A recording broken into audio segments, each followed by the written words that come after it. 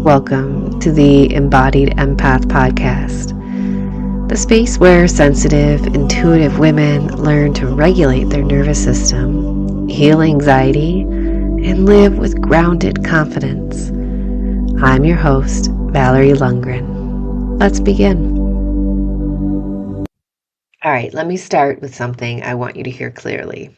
If you've been feeling numb, unmotivated, foggy, tired, no matter how much sleep you actually get, or like you're watching your life from behind a window, just know that you're not lazy, you're not broken, and you're not failing at healing. Your nervous system may just be in freeze mode. So welcome back to the Embodied Empath Podcast. I'm your host, Valerie Lundgren, and today we're talking about the survival response that gets misunderstood the most. Because freeze doesn't look like panic. Freeze doesn't look like anxiety. Freeze looks like I can't, I don't care, I don't have the energy, I don't know what I feel, I want to disappear. And if you've ever judged yourself for feeling that way, this episode will change the way you see yourself. So what is freeze? What does that mean? Freeze is not a weakness, and freeze is not giving up. Freeze is not being too sensitive either. Freeze is your body's way of saying, this is too much. I can't run, so I'm going to conserve energy so I can survive. Freeze is protection through shutdown. It's the nervous system's last resort strategy when it perceives the overwhelm, conflict, chronic pressure, or emotional threat that feels inescapable. Your automatic nervous system has different survival states. So most people understand fight or flight, but freeze is different. Freeze is primarily connected to the dorsal vagal system, a branch of the vagus nerve that supports immobilization when the body senses danger without escape. So think like a possum, how it plays dead. That's the freeze state. That's exactly what it's doing. So the fight-flight is high energy, we're running, and freeze is low energy. Fight-flight says, I need to move, I'm getting out of here. And your freeze says, I need to shut down. This can also show up for us humans as fatigue, brain fog, numbness, I don't know what I want, procrastination, disassociation, feeling disconnected from your body, scrolling for hours on social media, wanting to sleep all the time, difficulty starting even small tasks, forgetting things easily, or feeling just emotionally flat. And here's something really important. Freeze can happen even when your life looks fine, because the nervous system doesn't respond to facts. It responds to the perceived safety.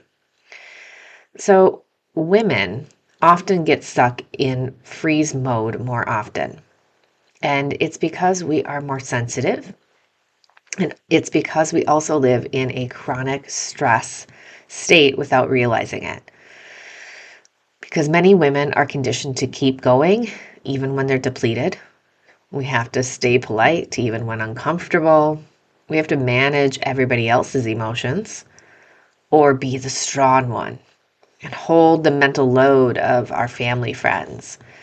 We also stay quiet about resentment or override our own needs. So instead of anger becoming a boundary, it becomes internalized. Instead of fear becoming movement, it becomes collapse. Freeze is what happens when you've been in survival too long. And it's especially common in perimenopause, in caregiving seasons, toxic relationships, chronic people-pleasing, grief, long-term burnout, and environments where you don't emotionally feel safe. An empath, it hits you harder. Empaths don't just carry their stress. Empaths carry other people's stress. Your system is constantly reading the tone, the tension, the unspoken emotion, those energy shifts or micro changes in expression. And when you do that for years without boundaries, your nervous system just gets overloaded. Freeze becomes the body's way of saying, I cannot process one more thing. So if you've been feeling shut down, spaced out, or detached, it doesn't mean you don't care. It means you've cared too much for too long. So why does freeze feel like I can't do anything? Well, freeze steals the access to motivation, to clarity, to focus, to your emotional movement or future thinking. Because when your nervous system perceives danger, it shifts resources away from growth and towards survival. So you're trying to plan your life from a survival state. You're trying to get motivated from shutdown. You're trying to think positive from a proactive collapse. It won't work like that. Freeze doesn't need more pressure. Freeze needs more safety. So, we are going to bring ourselves into a beautiful somatic practice where we're going to unthaw the freeze a bit. So again, please do these somatic practices when you have time. We want you to make sure that you're in a safe place, not driving, not doing anything else, but focused on the body fully. So please do this when you are in a safe place to do that. So if you are listening right now and you feel foggy, numb, or shut down, go ahead and try this with me.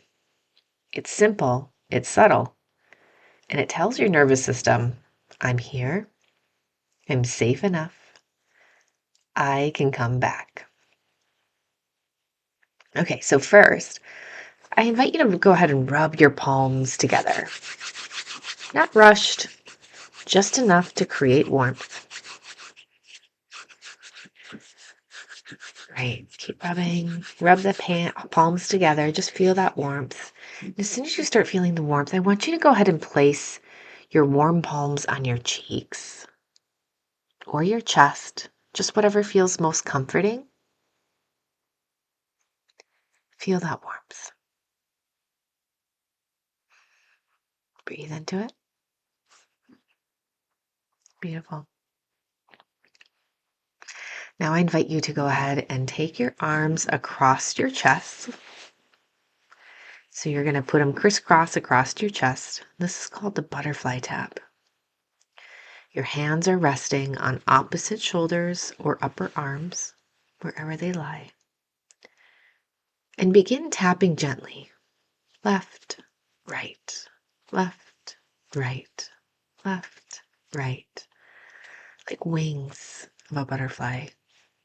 Soft and rhythmic. Keep tapping while you breathe normally.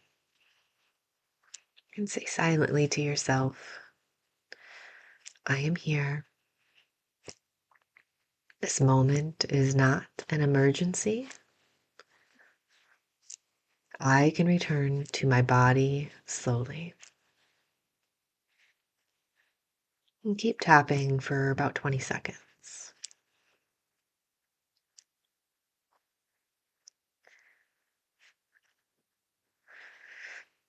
Now stop and just take a note. What's going on? You can lower your hands. Do you feel 2% more present? 2% more warm? 2% more real? That's thawing. That's the nervous system coming back online. Freeze doesn't end with force. Freeze ends with permission. We can't push our body to do when we're in freeze state. So we have to incorporate gentle, subtle movements and connection. So just know that freeze is not who you are. Freeze is what your body learned to do when it felt like there was no other option. And the only way out is not try harder. The way out is, can I create one moment of safety? One moment of softness, one moment of warmth, one moment of honesty. That's where healing begins. So, if you find yourself in freeze state often, here's what helps. We're going to lower the expectations, take on smaller tasks, do body warmth. You can do the hands on the cheeks like we just did, tea, a bath, a blanket, gentle movement, just kind of swaying, stretching, less stimulation. So lower the noise, reduce screen time, kind of reduce the chaos around you. Safe connection is important. So having a person who doesn't drain you, having this rhythm or routine helps as well. And a big one is compassion instead of shame. Not all at once. Just one next step. So if your nervous system has been shutting down, it doesn't mean you're failing. It means you're surviving. And you deserve support that meets you there. If this episode helped you understand yourself with more compassion, go ahead and subscribe so you don't miss what's coming next. And share this with an empath who feels like she can't function lately.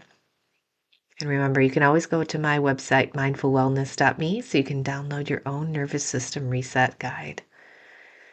And you don't need to force your way back to yourself. You can come back gently. We'll see you in the next episode. This episode supported you. Share it with another empath who needs it. And if you're ready for deeper work, somatic coaching, nervous system healing, or my Embodied Reset program, just visit mindfulwellness.me. Your healing is not a solo journey. See you next week.